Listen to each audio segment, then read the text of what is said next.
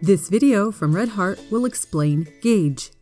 Gauge is a unit of measurement, usually the number of stitches and rows, in inches or centimeters. A test swatch is a small sample made to determine gauge. Using a tape measure or gauge tool, you can count the number of stitches and rows in a 2-inch square.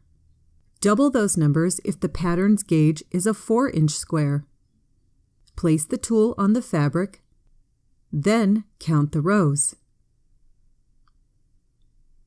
Then count the stitches across. If you are unable to match the pattern's gauge, you can make changes. If your stitches are too large, in other words, you can only fit 12 stitches instead of 15 stitches within those 4 inches, then use smaller knitting needles to make your stitches smaller. If your stitches are too small, in other words, you can fit 18 stitches instead of 15 stitches, then use larger knitting needles to make your stitches larger. By making a swatch sample like this and measuring it, your project will be sized correctly. This video was brought to you by Red Heart at redheart.com.